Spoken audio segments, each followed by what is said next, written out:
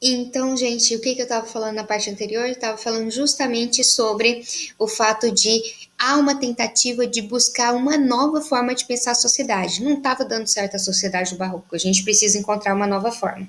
E a gente tem nessa onda aí pensadores que eram pessoas de um momento do iluminismo ali, século XVIII, vocês devem ter estudado muito isso em história ou vão estudar ainda, em que a razão volta a brilhar forte, né, sobre a Europa do século XVIII. Os filósofos começam a questionar o direito da nobreza a uma vida privilegiada, e a razão e a ciência iluminam a trajetória humana, explicando fenômenos e propondo novas formas de organizar a sociedade. Então, o que acontece? Esses grandes pensadores do iluminismo, eles vão buscar uma explicação racional para o mundo, lutando por melhorias nas condições de existência dos homens. Então, o que eles pensam? Poxa, a gente já conhece nossos limites, a gente sabe que a gente é capaz. Então, se tá essa angústia toda, vamos tentar entender por quê, né? Vamos tentar entender quem é o homem. Lembra da angústia existencial do barroco? O que o iluminismo faz? Ele tenta olhar para isso tudo de uma forma racional e ver quem é esse homem, quem somos nós, quais são os nossos direitos, né? Quais são os nossos deveres, o que a gente deve fazer. Tudo isso vão ser questões pensadas por esses pensadores que vão lançar luz, de fato, a uma nova sociedade, a uma nova forma de pensar. Isso tudo influencia os autores desse período, os, que é o arcadismo, os autores da literatura arcadista. Bom, a gente tinha o Voltaire defendendo as liberdades civis, né, de expressão, liberdade religiosa. Vamos pensar, a gente estava num momento de contra-reforma, em que a igreja proibia um monte de coisa, proibia você pensar, você questionar, você investigar, né?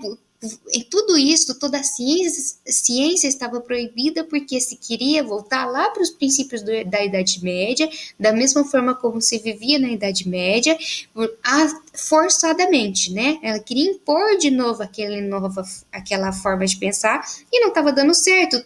O ser humano se sentia muito angustiado com isso, era uma imposição. Então, o que esses pensadores vão pensar? Poxa, não pode as coisas serem impostas assim. Então, por isso, esse sentimento de liberdade é muito forte, porque o ser humano no barroco não estava tendo liberdade, não tinha liberdade nem para pensar, nem para questionar. Então, essa ideia de liberdade religiosa estava muito presente aqui nesses pensadores. Defendia também as liberdades civis, né? O homem vive em paz por seu estado de natureza, crítica ao absolutismo e à intolerância religiosa aqui, no John Locke.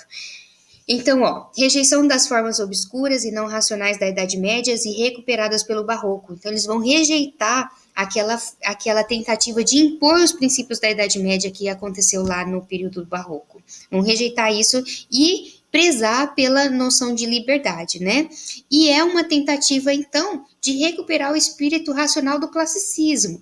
Então, vou rejeitar o Barroco. Para rejeitar o Barroco, o que eu faço? Eu tento buscar o período em que eu estava mais em equilíbrio comigo mesmo, né? Que o ser humano tinha mais equilíbrio e era mais dono de si. Que período que era esse antes lá na história? O classicismo. Então, eles tentam recuperar o espírito racional do classicismo, rejeitando essa tentativa de imposição da igreja dos princípios lá da Idade Média. Bom, e aí, outras coisas que estavam acontecendo na Europa nesse período? Então, era Iluminismo, século das luzes, Revolução Francesa, importantíssimo, Revolução Francesa, que pregou os ideais de fraternidade e não lembro mais. Depois vocês pesquisem, não esqueci.